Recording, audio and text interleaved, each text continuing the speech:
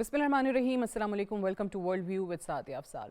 Iran जंग को लेकर अमेरिका के अंदर रिजेंटमेंट बहुत ज़्यादा बढ़ रही है। पॉलिटिकल डिवाइड भी आपको बहुत शदीद इस वक्त नज़र आ रही है। अगर आप बात करें कि बाकायदा तौर पे अगर लॉ मेकर्स इस वक्त अमेरिका में ये महसूस कर रहे हैं कि इस जंग को फौरी तौर पे रुकना चाहिए और इसके जो रिस्क्स हैं अमरीकियों के लिए वो बहुत ज़्यादा हैं और जो इसकी कॉस्ट है वो भी बहुत बढ़ती चली जा रही है, तो एक इक़दाम से आपको ये पता चलता है और वो है कि जी यूएस का जो हाउस ऑफ रिप्रेजेंटेटिव है उन्होंने एक बाकायदा करारदाद मंजूर की और वो क्या थी कि इस वॉर को लिमिट किया जाए या इस वॉर को जो है वो रोका जाए। और सिमिलर एक रेजोल्यूशन जो है वो सेनेट में भी आई, लेकिन सेनेट से उसको रिजेक्ट कर दिया गया क्योंकि सेनेट अभी भी इस चीज़ पर कन्विंस्ड है कि ये तमाम इख्तियारात जो हैं वो प्रेसिडेंट के पास ही होने चाहिए। अब जो यूएस लॉ मेकर्स के अंदर इस वक्त एक तशवीश पाई जा रही है कि इसका अंजाम क्या होगा। बहुत लोगों का मानना ये भी है कि जो सेनेट की इस वक्त पोजीशन आपको नज़र आती है वो वक्ती है और प्रेसिडेंट ट्रंप के इस जंग के इनिशिएटिव के बाद आपको सेनेट भी शायद उनके हाथ से, रिपब्लिकन्स के हाथ से जाती हुई नज़र आए। कैसे? जब नवंबर में जो अपकमिंग मिड टर्म्स हैं उसमें जो भी पोल्स हैं, जो भी सर्वेज़ हैं, वो उनकी पार्टी की पोजीशन बहुत ही कमज़ोर दिखा रहे हैं। साथ ही अगर आप देखें कि इस वक्त जो मिलिट्री ऑपरेशंस हैं वो भी आपको बढ़ते हुए नज़र आ रहे हैं। जो प्रेसिडेंट ट्रंप ने ख़ास तौर से दोबारा अनाउंस किया है कि मैं दोबारा बड़े पैमाने पर मिलिट्री ऑपरेशंस ईरान में शुरू करूंगा और इस पे आपको दूसरी तरफ का मौक़िफ़ यानी ईरान का जो मौक़िफ़ है वो भी नज़र आया है। उनका रद्द-ए-अमल यही है कि अगर एकतरफ़ा इस तरीके से कोई इक़दाम किया जाता है, दोबारा से फुल फ्लेज एक वॉर जो है वो छेड़ी जाती है, तो ईरान उसके लिए भरपूर अंदाज में तैयार है। एक और यकतरफ़ा इक़दाम जो है वो प्रेसिडेंट ट्रंप ने अनाउंस किया है और वो क्या है कि जी वो ये कहते हैं कि ईरान की वजह से जितने शिप्स डैमेज हुए हैं स्ट्रेट ऑफ हॉर्मुज़ के अंदर, हम उनको कॉम्पनसेट करेंगे। कैसे कॉम्पनसेट करेंगे कि जो ईरान का फ्रोज़न एसेट्स बाहर मौजूद हैं उनको इस्तेमाल करके, यानी वो ईरान का पैसा जो कि दुनिया के मुख्तलिफ ममालिक में मुख्तलिफ बैंकों में इस वक्त फ्रीज़ है और ये जो MOU साइन हुआ था इस्लामाबाद MOU, इसके तहत आहिस्ता आहिस्ता इंस्टॉलमेंट्स में वो पैसा वापस ईरान को दिया जाना था।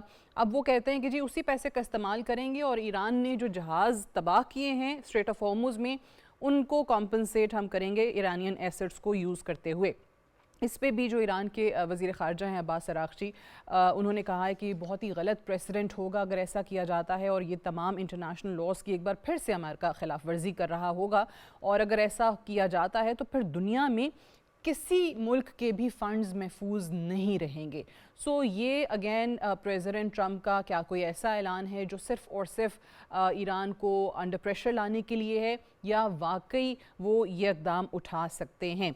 फिर अगर आप इसके अलावा देखें यूएस के पास भी जो रिज़र्व ऑयल है उसके हवाले से बताया जा रहा है कि जी 45 ईयर्स के अंदर, 45 सालों के अंदर पहली बार ऐसा है कि यूएस स्ट्रेटिजिक ऑयल रिज़र्व जो हैं बहुत कम हो चुके हैं और ये जो तनाज़ा है जिसने पूरी ग्लोबल इकॉनमी को मुतासिर किया है और जिस अंदाज में जो एनर्जी सप्लाई चेन है वो मुतासिर हुई है, दोबारा ये ख़दशा बढ़ रहा है कि अब आपको आने वाले दिनों में ज़्यादा महंगाई होती हुई, पेट्रोल प्राइसेस ऊपर जाती हुई नज़र आएंगी और अगर ये जंग ख़त्म नहीं होती है तो जहां आज आपको अमेरिका ये बताता है कि जी $37.5 बिलियन हमारे अभी तक इस ईरान की जंग में लग चुके हैं, वहीं पर दुनिया के बाकी ममालिक भी इसी तरीके से सफ़र करते रहेंगे।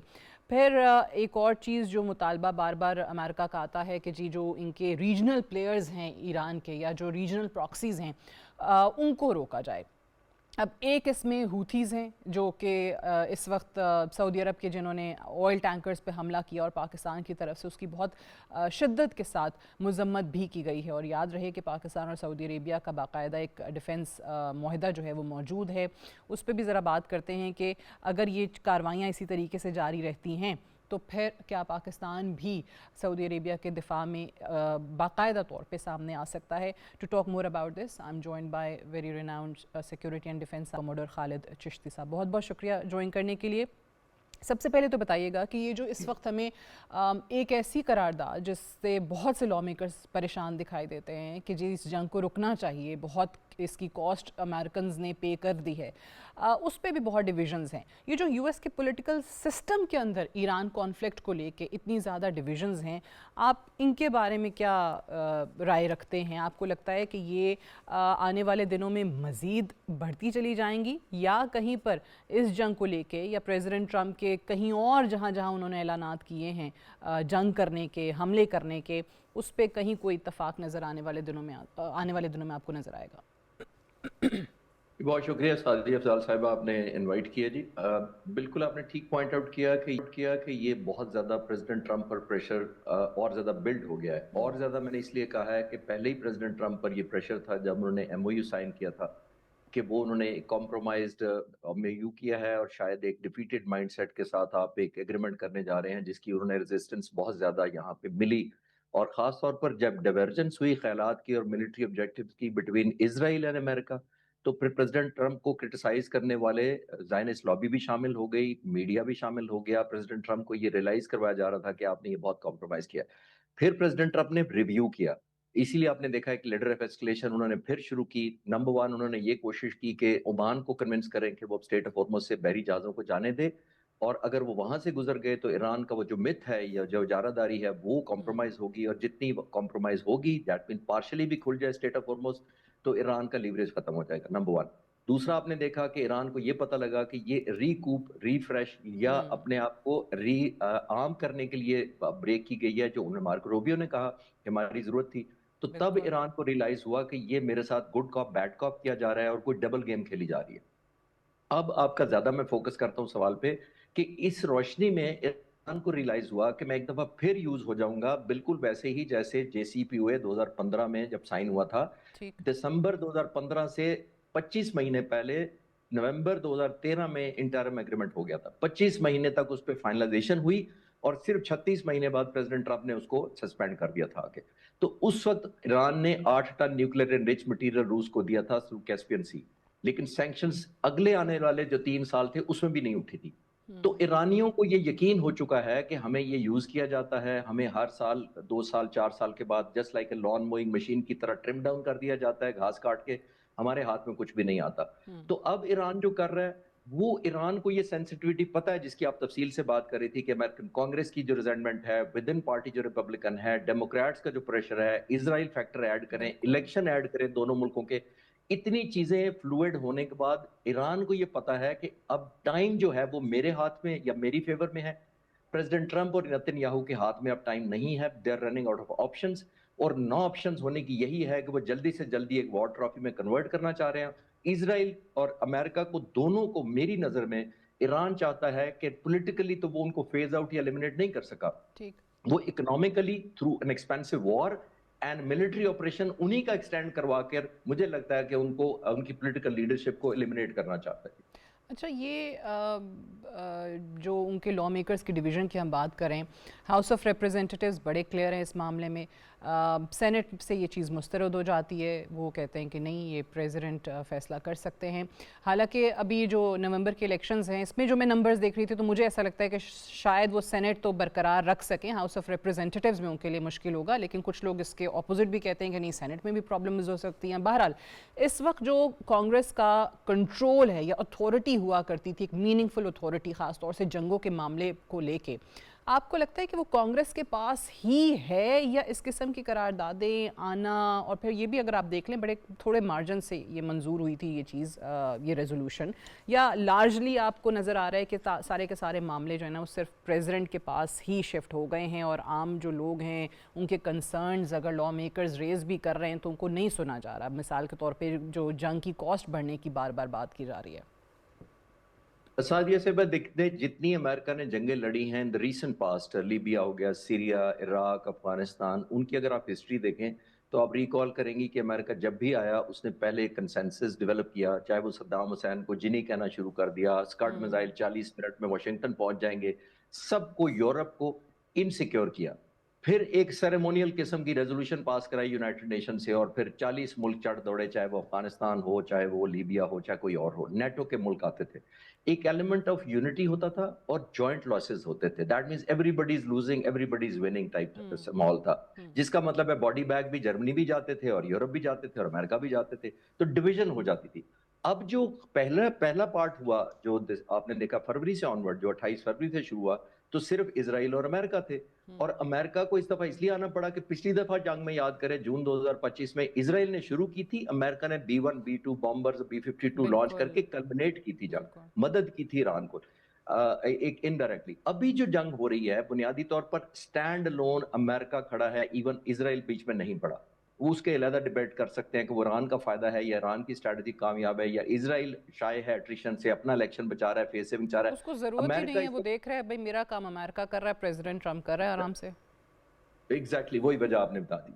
तो अमेरिका इस वक्त स्टैंड लोन है, इसीलिए आपने देखा विजिबिलिटी भी बहुत ज्यादा है। प्रेसिडेंट ट्रम्प पर प्रेशर भी स्टैंड लोन है क्योंकि नेटो नहीं है। और नेटो क्या होता, उन्होंने तो जंग से पहले सारे एलाइज को नाराज किया था, कनाडा को क्रिटिसाइज किया, जर्मनी को किया, उन्होंने यूरोपियन यूनियन को कहा, ग्रीनलैंड को कहा, डेनमार्क को नाराज किया, इंडिया को नाराज किया। तो इतने ममालिक को जब आप ऑफेंड कर देते हैं या नाराज कर देते हैं कम से कम, तो उन्होंने हेल्प नहीं की। अब सब लोग आइदर न्यूट्रल हैं या एक सिंपथाइज कम सिंपथी रखते हैं, लेकिन प्रैक्टिकली अमेरिका के हक में कुछ नहीं कर रहे।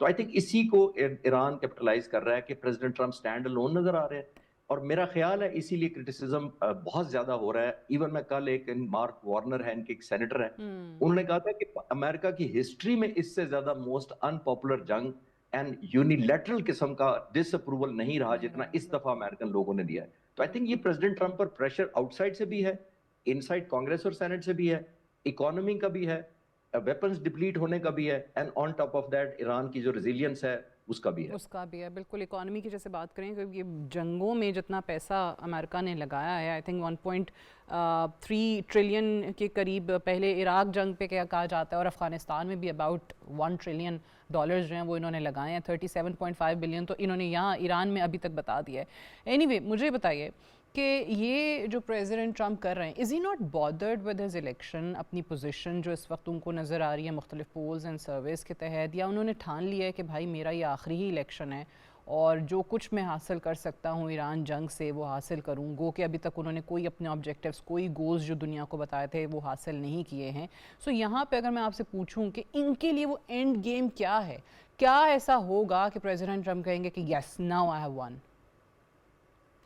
सादिया साहबा, जब जंग शुरू हुई थी अमेरिका के लिए और खासतौर पर प्रेसिडेंट ट्रम्प के लिए और बैक बाय नेतन्याहू, वेनेजुएला नया नया हुआ था, तो उस वक्त इनको कहा गया था ये वॉर ऑफ चॉइस है। एब्सोल्युटली मुझे लगता है अब ये वॉर ऑफ ऑब्लिगेशन है। प्रेसिडेंट ट्रम्प कंबल छुड़ाना चाहते हैं, ईरान नहीं छोड़ रहा, क्योंकि ईरान को पता है कि अगर थोड़ा सा और सस्टेन कर लिया तो शायद ये पॉलिटिकली एलिमिनेट करने में इसलिए कामयाब हो जाऊंगा कि उसके पास जो 20,000 के करीब उसने टारगेट्स की डिस्ट्रक्शन करवाई है, उनका इतना इंफ्रास्ट्रक्चर तबाह हो गया है। जैसे मैंने कहा कि वो लॉन मोइंग तो नहीं करवाना चाहता, हर दफा कोई आए और ट्रिम डाउन करके चला जाए। तो ईरान को पता है कि अगर मैंने अब पार्शियल कॉम्प्रोमाइज किया तो 20,000 ये जो मैंने डिस्ट्रक्शन कराई है, जो मैंने 87 लीडर्स शहीद कराए हैं, 19 न्यूक्लियर साइंटिस्ट पिछली दफा शहीद कराए थे, और ऐड करें वो element of anger and revenge जो आयतुल्ला खामनाई के जनाजे पे नजर आया, तो ईरान पर ये प्रेशर है, एक ऑब्लिगेशन है, और वो चाहते हैं कि प्रेसिडेंट ट्रम्प को ड्रैग करें।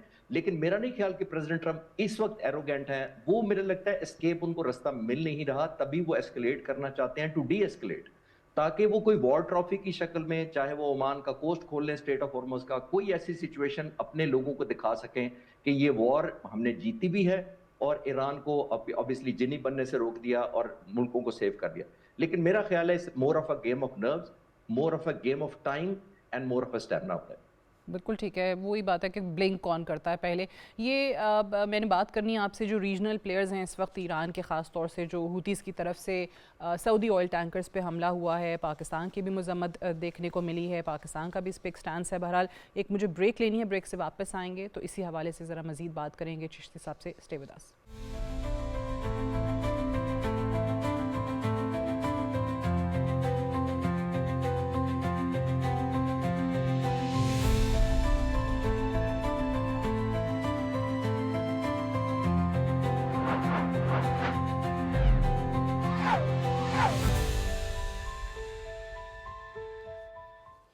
Welcome back to world view with Sadia Afzal. Break पे जाने से पहले हम बात कर रहे थे कि जिस अंदाज़ में पाकिस्तान की तरफ से हुतीज़ की सऊदी ऑयल टैंकर्स पर हमलों की शदीद मज़म्मत की गई है, इस पर वज़ीर आज़म शहबाज शरीफ का जो बयान है वो भी हम सब के सामने है कि इस किस्म के हमले जो हैं वो काबिल कबूल नहीं हैं।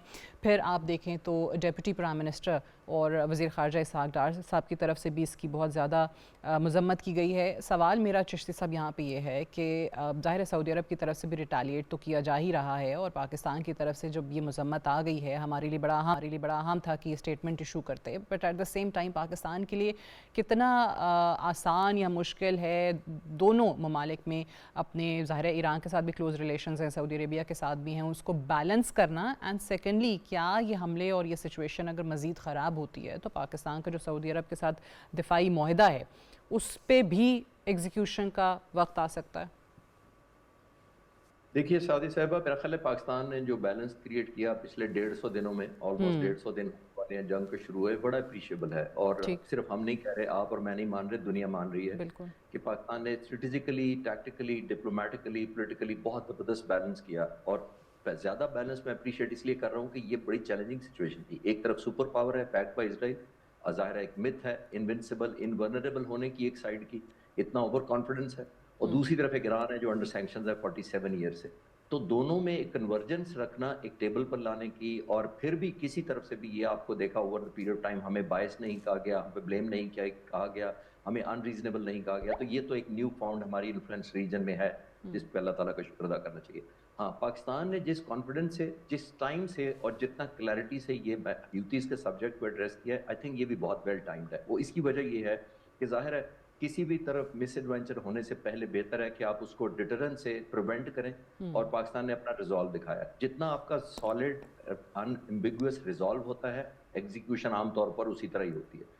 مجھے یہ یقین ہے کہ جس کانسیکوینسز کی آپ بھی بالکل بات کر رہی ہیں، ہم بھی ڈر رہے ہیں کہ ایسا نہ وقت آئے جس کے اندر پاکستان کو ایک ایسی چیز کو ایگزیکیوٹ کرنے پڑے جو obligation who, not by choice obviously, جیسے ہم بات کر رہے ہیں۔ تو آئی تھنک ایران بہت سمجھداری کا مظاہرہ ضرور کرے گا، میری توقع ہے، اور میں امید رکھتا ہوں کہ ان کو یہ پتہ ہے کہ جو لیڈر آف اسکلیشن کو اس حد تک نہ جائیں کہ اپنے ہی گھر کو آگ جیسے کہتے ہیں کہ وہ لگ جائے، اور ایسا ایک پاکستان ایک ویل وشر کے طور پہ ایک اپنی جو نیو فاؤنڈ انفلوئنس مینٹین کر چکا ہے ایران پر، وہ لوز ہو جائے گی۔ اگر ہم نہیں ہیں تو آپ نے دیکھا بہت زیادہ ممالک ہیں نہیں جو اس طرح انفلوئنس رکھتے بھی ہیں، اور خاص طور پر پریزیڈنٹ ٹرمپ کا بھی ایک ٹرسٹ رکھتے ہیں۔ تو آئی تھنک ایران اتنا سمجھدار ہے، وہ لیڈر آف اسکلیشن ضرور اپ اسکیل کرنا چاہتا ہے، جیسے میں نے کہا کہ وہ امریکہ کی مجبوری سمجھتا ہے، لیکن وہ لیڈر آف اسکلیشن کو اتنا زیادہ اسکلیٹ نہیں کرے گا کہ ڈی اسکلیشن اس کے ہاتھ سے نکل جائے۔ اچھا، ایک سوال جو بہت سے لوگوں کے ذہنوں میں آتا ہے جب ہم دیکھتے ہیں کہ جی اسلام آباد ایم او یو سائن ہو گیا تھا، پریزیڈنٹ ٹرمپ نے، بہرحال امریکہ نے ایک طریقے سے کہا گیا کہ جناب سرنڈر کر دیا، ایران کی جتنی شرائط تھی وہ مان لیں، فروزن ایسٹس ان کے حوالے واپس آہستہ آہستہ آ جانے تھے، تیل وہ اپنا دنیا کو ایکسپورٹ کریں، واپس اپنی اکانومی کی گرو کا ان کو چانس ملا تھا۔ تو اس میں لوگوں نے کہا کہ جناب وہ ممالک جو کہ میڈیشن کروا رہے تھے پاکستان کی طرح، سعودی عربیہ، قطر، یہ بہت آگے تھے، جو چاہتے تھے کہ معاملہ جو ہے وہ بات چیت کے ذریعے حل ہو جائے، ثالث کا کردار ادا کیا، لیکن انہی کی پھر ہم نے دیکھا کہ ویسلز پہ ایران کی طرف سے اٹیک ہو جاتا ہے۔ تو بڑا ایک سوال اٹھا کہ شاید کوئی ایران میں بھی ایسے فیکٹرز ہیں، ایسے ایلیمنٹس ہیں جو نہیں چاہتے کہ یہ امریکہ کے ساتھ کبھی جنگ رکے۔ اب یہ جو فروزن ایسٹس والا معاملہ ہے، بیک ٹو اسکوائر ون، ظاہر ہے وہ ایسٹس ریلیز نہیں ہو رہے ہیں، یہ جو پریزیڈنٹ ٹرمپ نے اعلان کیا ہے، کیا یہ واقعی کر سکتے ہیں اس پہ عمل، یا یہ صرف اور صرف ڈرانے کے لیے تھا، انڈر پریشر لانے کے لیے تھا، اور ایران کو بھی کیا حاصل ہوا قطر پہ اور سعودی عربیہ کے ویسلز پہ حملہ کر کے؟ جی، دونوں پوائنٹ آپ کے ویلڈ ہیں۔ دیکھیے میرا خیال ہے کہ پریزیڈنٹ ٹرمپ اس کو تھریٹ کے طور پہ یوز کر رہے ہیں، کانسیکوینشل اس پہ بیہیو کرنا چاہتے ہیں کہ اس تھریٹ کے بعد وہ بیہیو کرے ایران اور ایسکلیٹ نہ کرے۔ آپ بالکل ٹھیک ہے کہ دنیا میں عام طور پہ ایسا ہوتا نہیں ہے، فروزن اپنی جگہ رہتے ہیں، اگر آپ نے ڈائیورٹ کرنے شروع کر دیا تو پھر تو ٹرسٹ ڈیفیسٹ صرف اس کا نہیں ہوگا، بہت سارے ممالک کا ہو جائے گا۔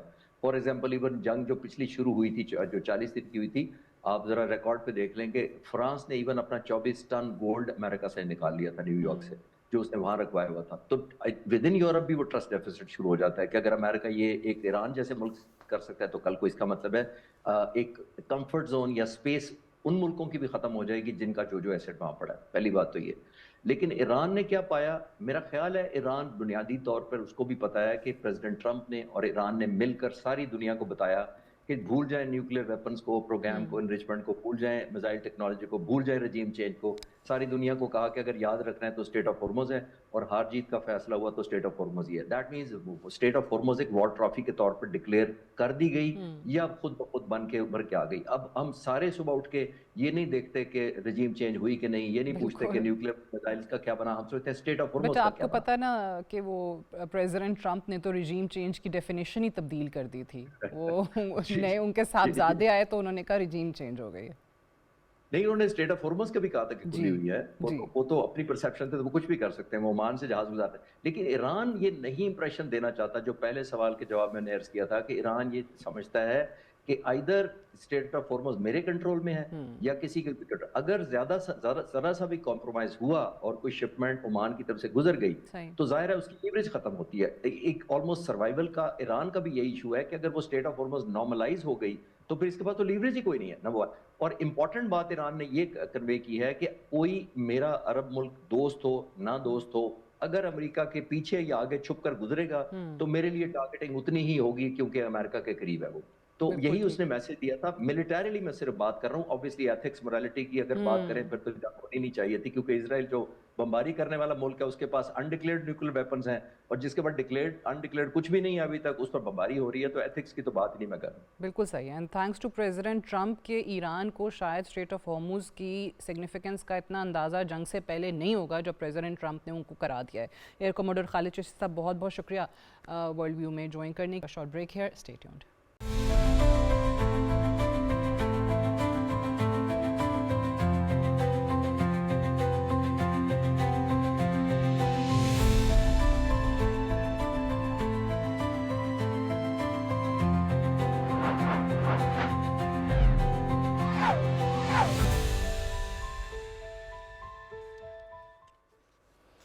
Welcome back to world view with Sadia Afzal. President Trump जब दूसरी बार इक़्तिदार में आते हैं तो बहुत से ऐसी पॉलिसीज़ बनाते हैं, बहुत से ऐसे इक़दामात उठाते हैं जिस पे उनके अपने मुल्क में काफ़ी तनकीद हुई। अभी रिसेंटली तो चले हम ईरान जंग देख ही रहे हैं जिस पे आपको बहुत मज़ाहमत नज़र आ रही है, उनके अपने लोग जो हैं वो उनके ख़िलाफ़ उठ खड़े हुए हैं। लेकिन इससे पहले ही जो अगर आप पहला इक़दाम देख लें, जो ट्रेड के हवाले से उन्होंने बात की थी, जो टैरिफ पॉलिसी प्रेसिडेंट ट्रंप की आई, जिस अंदाज़ में उन्होंने अपने ही इत्तेहादी ममालिक पे भी टैरिफ जो है वो बहुत ज़्यादा बढ़ा दिया था, सब ने उसके शिकायत की। फिर इसके अलावा अगर आप देखें तो जो वेस्टर्न हेमिस्फेयर के हवाले से उनकी जो पॉलिसी थी, जो मोनरो डॉक्ट्रिन को उन्होंने आगे बढ़ाने की कोशिश की जिस अंदाज़ में, उस पर भी काफ़ी लोगों की तनकीद सामने आई।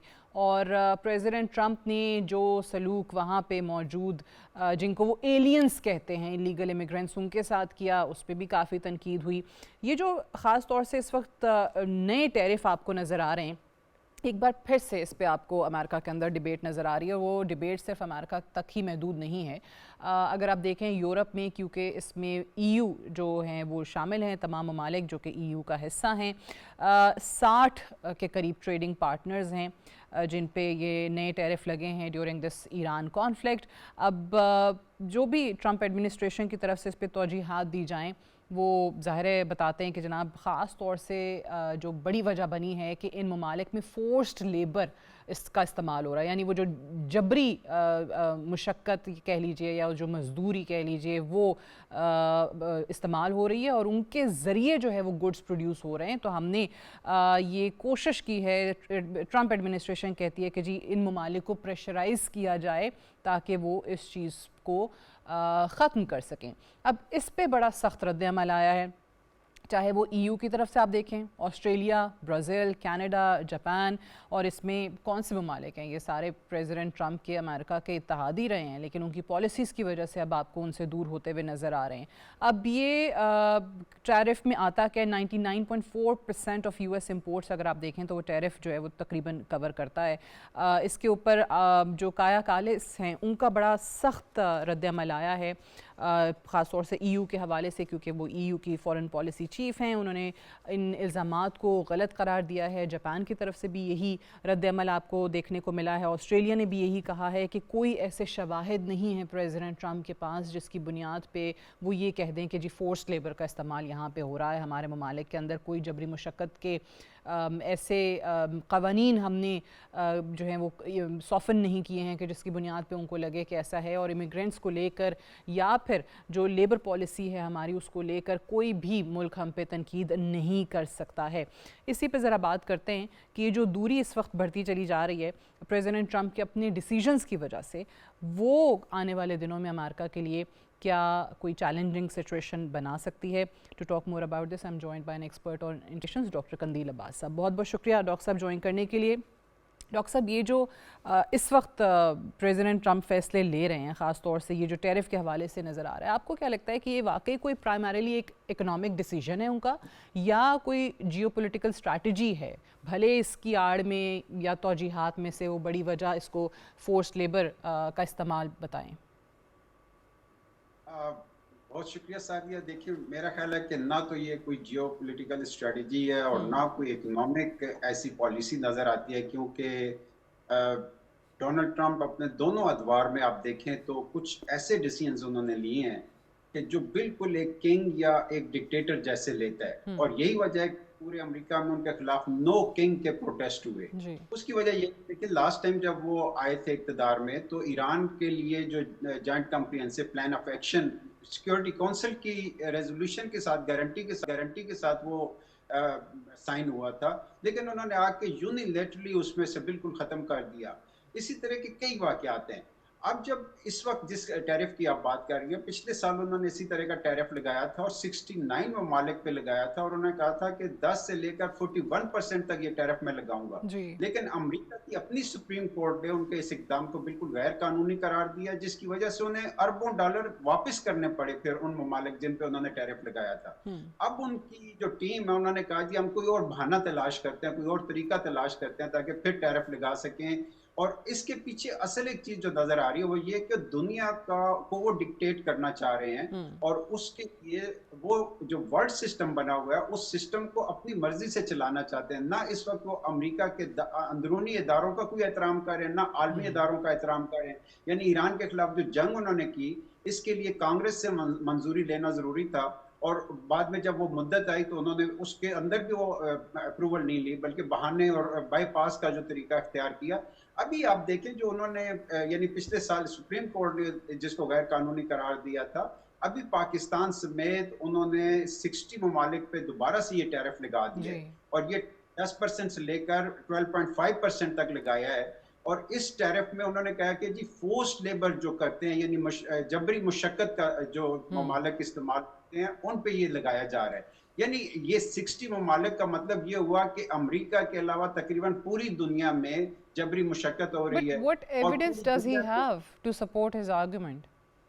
ایگزیکٹلی، تو وہ یہی میں کہہ رہا ہوں کہ اس میں جب ہیومن رائٹس کی بات آتی ہے تو پوری دنیا کے تمام ممالک کے خلاف وہ ایک چارج شیٹ دے دیتے ہیں کہ پوری دنیا میں ہیومن رائٹس کی مخالفت ہو رہی ہے اور اس کو وائلیٹ کیا جا رہا ہے۔ کیا امریکہ میں یہ نہیں ہو رہا؟ کیا یہ سب چیزیں وہاں پہ وائلیشن نظر نہیں آ رہی؟ کیا خود امریکیوں کے ہاتھ جو ہیں ہزاروں بلکہ لاکھوں افغانوں کے، عراقیوں کے اور فلسطین کے اندر جو کچھ ہوا وہاں پر تو ان کی کوئی آواز نہیں آئی۔ اب اس وقت دیکھیں جو انہوں نے ایران کے خلاف ایگریشن کیا اور وہاں پر انہوں نے بلا وجہ یعنی ہزاروں لوگوں کو وہاں پر شہید کیا، اس کے بعد دیکھیں ان کی انہی پالیسیوں کی وجہ سے نہ تو امریکہ کے اندر ان کو کوئی پاپولیرٹی ملی ہے، بلکہ ان پاپولر ہوئے مزید، وہ 30% تک ان کی پاپولیرٹی آ گئی ہے۔ اور ابھی وہ بہت زیادہ تشویش میں ہے کہ آئندہ جو کمنگ الیکشن ہے 2 مہینے بعد آنے والا، اس میں وہ کیسے جائیں گے۔ اس کی وجہ سے ایک تو امریکہ کے اندر ان کی مخالفت ہوئی، اور دوسرا آپ دیکھیں کہ یورپی یونین نے ان کا کسی جگہ پر ساتھ نہیں دیا۔ نیٹو جیسا جو آرگنائزیشن تھی ایران کے خلاف جنگ میں، انہوں نے بھی تعاون کرنے کا بالکل انکار کر دیا۔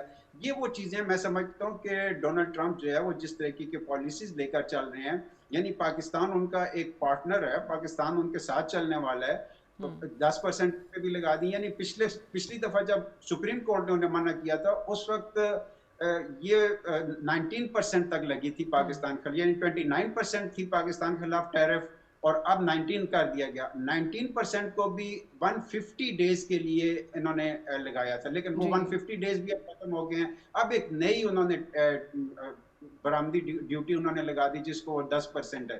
اس کا ظاہر ہے کہ پاکستان جیسا ملک جو ہے جس کی معیشت پہلے ہی کرائسس کا شکار ہے، اس کے اوپر شدید اثرات ہوں گے، بلکہ پوری دنیا میں جہاں پہ سب لوگ تشویش میں ہیں، اور اس کی وجہ سے میں سمجھتا ہوں کہ خود امریکہ کو گریجولی زیادہ نقصان ہوگا نسبت اس کے کہ جن پر انہوں نے ٹیرف لگایا۔ صحیح، وہ یعنی کہ اپنی ٹرمز پہ جو گلوبل ٹریڈ ہے اس کو ری شیپ کرنے کی کوشش اس وقت کر رہے ہیں، اور کوئی وجہ نظر نہیں آتی ہے، اپنی اجارہ داری کو جیسے آپ نے کہا کہ قائم رکھنے کی کوشش کر رہے ہیں۔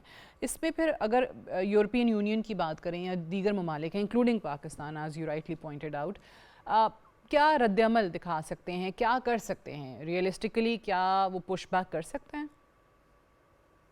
دیکھیے اس وقت پوری دنیا میں کوئی حکمران ان کے سامنے بولنے کو تیار نہیں ہے، اگرچہ ان کی تمام پالیسیوں سے اختلاف کر رہے ہیں، جیسے میں نے کہا کہ نیٹو نے ان کا ساتھ نہیں دیا، یورپی یونین نے ساتھ نہیں دیا، ایون جس ریجن میں ان کے فوجی بیسز ہیں یعنی پرشین گلف ریجن کے اندر، وہاں کے عوام میں بھی ایک اینٹی امریکنزم بڑی تیزی سے بڑھتا ہوا نظر آ رہا ہے، جو سٹڈیز آئی ہیں۔ حکمران بھی یہ کہتے ہیں کہ آپ یہاں پہ آئے اس لیے تھے کہ ہمیں پروٹیکٹ کریں، آپ تو اپنے بیسس کو پروٹیکٹ نہیں کر پا رہے۔ یعنی یہ وہ چیزیں کہ جو امریکہ نے ایک سپر پاور کا جو سٹیٹس حاصل کیا تھا، بڑی تیزی سے ڈونلڈ ٹرمپ کی پالیسیوں کی وجہ سے یہ ڈیمیج ہو رہا ہے اور ہاتھ سے جا رہا ہے۔ میں یہ سمجھتا ہوں کہ اس وقت یہ صرف ایسے نہیں ہے کہ ڈونلڈ ٹرمپ جو ہے وہ دنیا کو ڈکٹیٹ کرنا چاہتے ہیں، بلکہ وہ یعنی امریکی عوام کے ساتھ بھی انہوں نے جو حشر کیا ہے، وہاں پہ بھی اتنے شدید قسم کے مظاہرے ہو رہے ہیں، شدید اعتراضات ہو رہے ہیں۔ آپ دیکھیں جنگ کے دوران ہم نے دیکھا کہ تقریباً 84 امپورٹنٹ پرسنالٹیز جو تھی وہ ان کا ساتھ چھوڑ گئیں، جنہوں نے ساتھ نہیں چھوڑا ان کو ہٹا دیا، کیونکہ وہ جنگ میں ان کی ساتھ اتفاق نہیں کرتے تھے، وہ کہتے تھے یہ غیر قانونی کام آپ کر رہے ہیں، اور اس وقت بھی یہی سچویشن ہے۔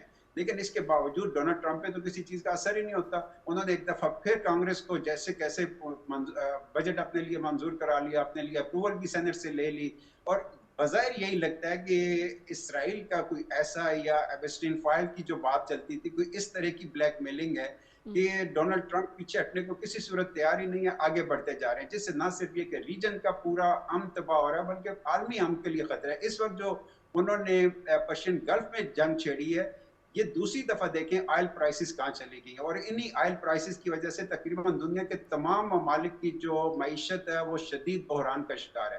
آپ جب آئیں گے اور ایک دفعہ پھر اس طرح کے ٹیرف لگائیں گے، اس طرح کی پابندیاں لگائیں گے، اس طرح کی مشکلات لگائیں گے۔ اچھا، لیکن جواب میں یہ ممالک جن پہ ٹیرف لگا رہے ہیں پریزیڈنٹ ٹرمپ، ان کی طرف سے بھی تو ریٹیلیشن آ سکتی ہے نا، وہ بھی جوابی ٹیرفز لگا سکتے ہیں۔ بالکل، یہ تو ہم نے چین کی طرف سے دیکھا بھی ہے، کینیڈا کی طرف سے اس طرح کے سائنز آئے ہیں، اور انہوں نے کہا کہ ہم ٹٹ فار ٹیٹ کریں گے، اور ظاہر ہے جب دونوں طرف سے لگے گی تو اس کا جو ڈیفینیٹلی اثر آئے گا وہ عام عوام پہ، ہر ملک کے عام عوام پہ آئے گا، اور اس میں سفر عام عوام کریں گے۔ اور یہ چائنا اور یو ایس کا جو ایک ڈسپیوٹ جیسے آپ نے حوالہ دیا جو ٹریڈ کا چلا ہے، اسی طرح کا ایک آپ کو لگ رہا ہے کہ کوئی ایک اور گلوبل ٹریڈ وار ہمیں نظر آنے والی ہے؟ دیکھیے ٹریڈ وار اب میرا خیال ہے امریکہ کے ہاتھ سے نکل جائے گی، اس کی وجہ ٹیرفز کی یہ ہے وار کہ کہہ لیں چائنا چلے۔ گریجولی، اس لیے کہ چائنا اپنے آپ کو بہت اوپر بالکل۔ لے گیا،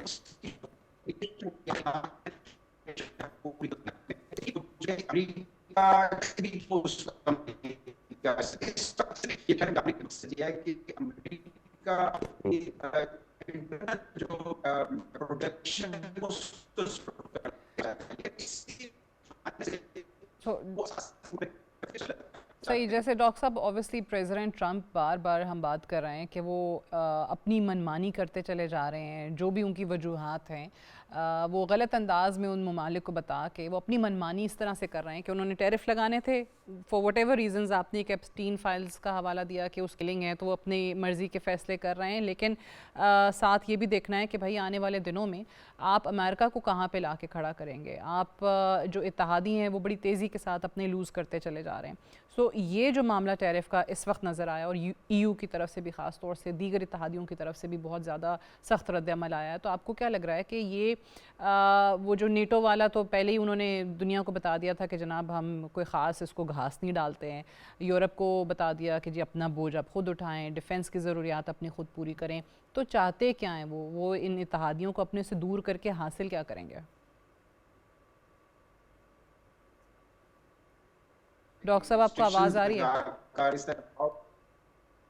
جی میں یہ عرض کر رہا ہوں کہ اس طرح کا ریسٹرکشنز لگا کر اس طرح کا دباؤ ڈال کر وہ یہ چاہ رہے ہیں کہ میں کسی طریقے اتحادیوں کو اپنی مرضی ان پر مسلط کر سکوں، لیکن پریکٹیکلی ایسا ہو نہیں پایا، نہ آئندہ ہو سکے گا، اس لیے کہ یورپی یونین اپنے اصولی موقع پر کھڑی ہوئی ہے، اسی طرح ہم نے دیکھا چائنا اور رشیا اپنے اصولی موقع پر کھڑے ہیں، اور پھر مسلم ممالک کی جو انہوں نے پاکستان پہ جیسے ٹیرف لگایا، امریکہ پاکستان کے لیے سب سے بڑی ایکسپورٹ مارکیٹ، اور جب پاکستان ہر معاملے میں آپ کا ساتھ دے رہا ہے یا باقی دنیا بھی ساتھ دیتی ہے، جب ایسا کریں گے تو ایک اعتراض نکلے گا، ان ممالک سے بھی ایک مخالف آواز اٹھے گی، وہ آواز ممکن ہے پھر آپ کے قابو میں نہ آ سکے، اس لیے کہ جو کچھ غزہ میں ہوا، جو کچھ افغانستان میں ہوا، عراق میں، اور اب ایران کے اندر ہو رہا ہے، یہ ایسا ایک لاوا بن جائے گا کہ جو فیوچر میں اس طریقے سے پھٹے گا کہ جس سے میرا خیال ہے الٹیمیٹلی امریکہ کا جو گھمنڈ ہے سپر پاور والا وہ خاک میں مل جائے گا۔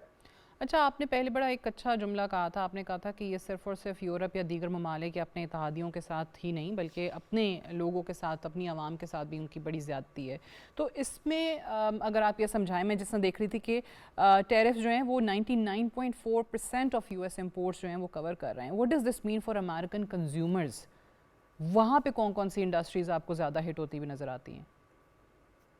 دیکھیے اس میں ہر کنٹری سے جو ان کی ایکسپورٹس یعنی ہر کنٹری سے وہاں جاتی ہیں اور وہ امپورٹ کرتے ہیں وہ ڈیفرنٹ ہیں. جیسے پاکستان سے سب سے میجر ایکسپورٹ پاکستان کی جو امریکہ کو ہوتی ہے وہ ٹیکسٹائل ہے، اس کے بعد لیدر آتا ہے، اس میں کھیلوں کا سامان آتا ہے، اور یہ وہ چیزیں ہیں کہ جو وہاں پر بڑے مناسب داموں ان کے اپنے کنزیومر کو مل رہی ہیں. جب آپ ٹیرف لگائیں گے، ایک تو ہمیں نقصان ہوگا کہ ہماری وہ کمپٹیشن کی پاور کم ہو جائے گی، اور دوسرا وہی چیز مہنگی آپ کے اپنے کنزیومر کو ملے گی.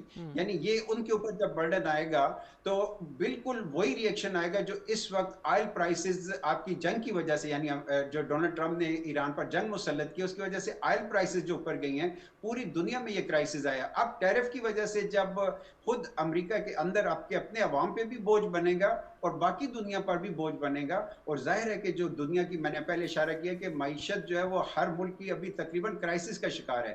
ایسے میں جب آپ اس طرح کے اقدامات کریں گے، پھر وہ ممالک بھی ٹٹ فار ٹیٹ کریں گے، تو میرا خیال ہے کہ وہ شدید قسم کا ایک کرائسس آئے گا. اور ابھی ہم جو اور یہ جیسے اب نے ابھی چائنا کے معاملے میں دیکھا بھی کہ ظاہر ہے امریکہ بہت بڑی مارکیٹ ہے چائنیز پروڈکٹس کے لیے، جب وہاں پہ ٹیرفز بڑھائے گئے، بہت سی چیزیں ایسی ہیں جو امریکہ یا امریکن پروڈکٹس کہہ لیجئے کہ نہیں دستیاب ہوتی ہیں، وہ صرف اور صرف چائنا سے ہی آتی ہیں. تو لوگوں نے یہ تو نہیں کیا کہ وہ چیزیں خریدنا بند کر دی ہوں. ہاں انفلیشن بڑھی، قیمتیں بڑھی، اور پھر چائنا کی طرف سے بھی ایک اسٹریٹجی نکال لی گئی. ہم نے دیکھا کہ وہ تیسرے ملک میں جا کے وہاں ری پیکیجنگ ہو، اور پھر امریکہ وہ آنا شروع ہو گئیں. تو چیزیں تو آ رہی ہیں، لیکن آپ اپنے جو عوام کے ساتھ کر رہے ہیں اس کا جواب پھر ان کو آنے والے، آپ کو لگتا ہے کہ نومبر کے مڈ ٹرمز میں بھی دینا پڑ سکتا ہے، یا صرف اور صرف ایران جنگ ہی کافی ہے اس میں شکست کے لیے؟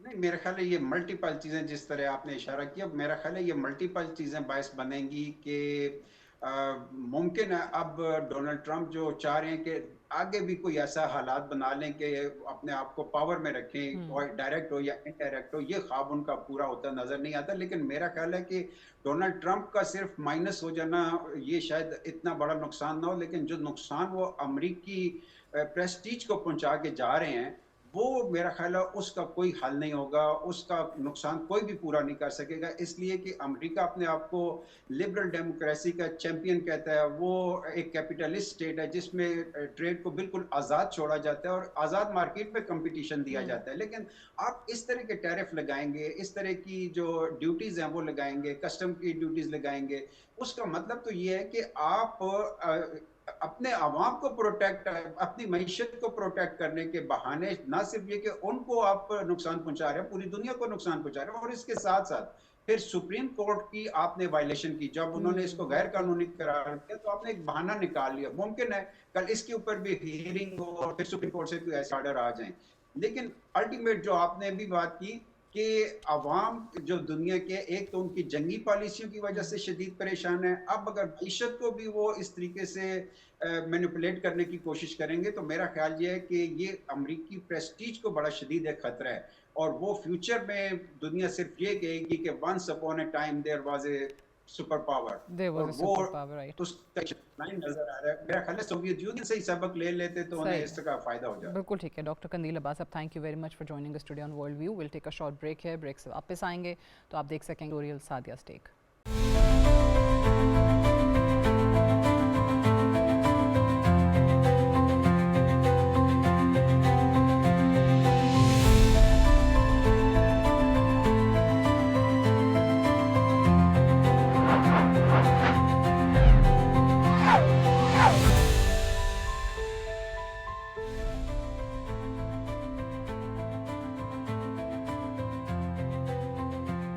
दुनिया की नज़रें एक बार फिर एक ऐसे सवाल पर मरकूज़ हैं जो सिर्फ इजरायली वज़ीर-ए-आज़म बेंजामिन नेतन्याहू तक महदूद नहीं बल्कि पूरे बैनुल-अक़वामी निज़ाम इंसाफ के मुस्तक़बिल से जुड़ा हुआ है।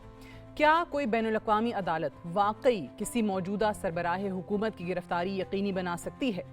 ये बहस उस वक्त दोबारा शिद्दत इख्तियार कर गई जब न्यूयॉर्क सिटी के मेयर ज़ोहरान ममदानी ने अपने पहले दिए गए बयान की वजाहत करते हुए कहा कि अगर बेंजामिन नेतन्याहू न्यूयॉर्क आते हैं तो उनके पास उन्हें गिरफ्तार करने का कोई कानूनी इख्तियार मौजूद नहीं।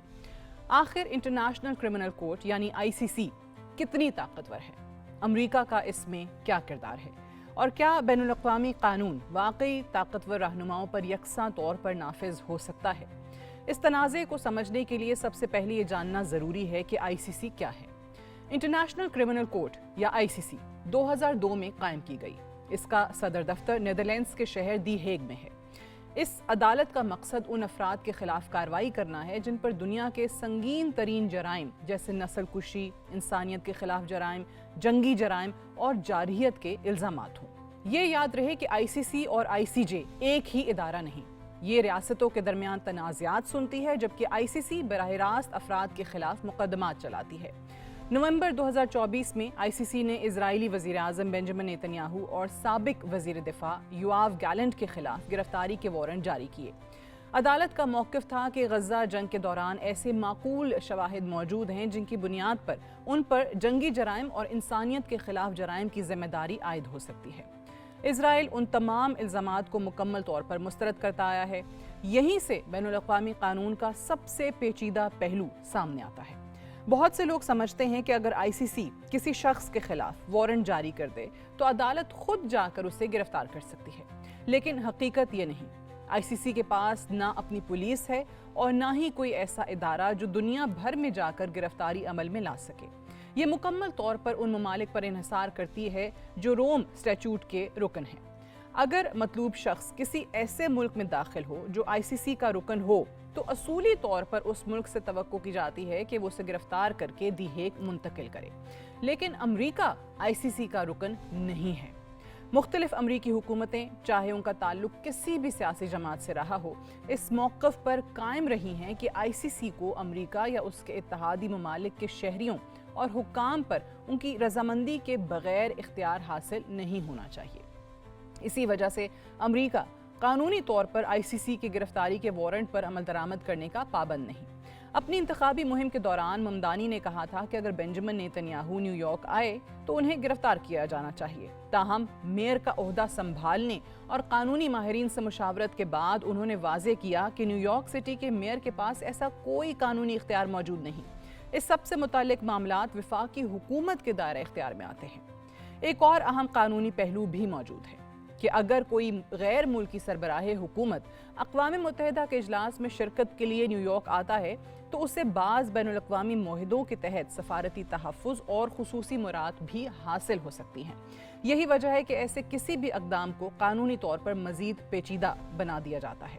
दूसरी जानिब नेतन्याहू का मामला बैनुल-अक़वामी कानून में यकसानियत पर भी सवालात उठाता है।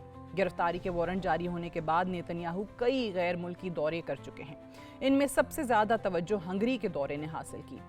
उस वक्त हंगरी ICC का रुकन था, लेकिन उसने नेतन्याहू को गिरफ्तार नहीं किया। बाद में ICC ने मौक़िफ़ इख्तियार किया कि हंगरी ने रोम स्टैट्यूट के तहत अपनी जिम्मेदारी पूरी नहीं की, जबकि हंगरी ने अपने फैसले का दिफा किया और अदालत से अलहदी के लिए इक़दामात का भी ऐलान कर दिया। इस वाक़ये ने ICC की सबसे बड़ी कमज़ोरी को दुनिया के सामने वाज़े कर दिया। अदालत वारंट तो जारी कर सकती है, लेकिन उन पर अमल दरामद की ज़मानत नहीं दे सकती। नाक़दीन का कहना है कि बैनुल-अक़वामी इंसाफ आज भी यकसा तौर पर नाफिज नहीं होता ان کے مطابق ICC کی رکنیت عالمی سطح پر مکمل نہیں۔ جب معاملہ بڑی طاقتوں یا ان کے اتحادیوں کا ہو تو قانون اکثر سیاست کے سامنے بے بس دکھائی دیتا ہے۔ اسی لیے آج یہ بحث صرف بنجمن نیتن یاہو تک محدود نہیں رہی۔ اصل سوال یہ ہے کہ کیا عالمی انصاف واقعی سب کے لیے برابر ہے یا پھر آخرکار سیاست ہی قانون پر غالب آ جاتی ہے۔ زہران ممدانی کے لیے بھی یہ معاملہ ایک اہم یاد دہانی ثابت ہوا کہ انتخابی نعرے اور آئینی اختیارات دو الگ چیزیں ہیں۔ آخر میں سوال وہی ہے جس کا جواب ابھی تک کسی کے پاس نہیں۔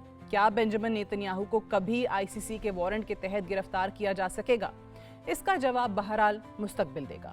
لیکن ایک بات طے یہ ہے کہ مقدمہ آنے والے برسوں تک بین الاقوامی قانون، سفارتکاری اور عالمی احتساب کے بارے میں ہونے والی ہر بڑی بحث کا مرکز بنا رہے گا۔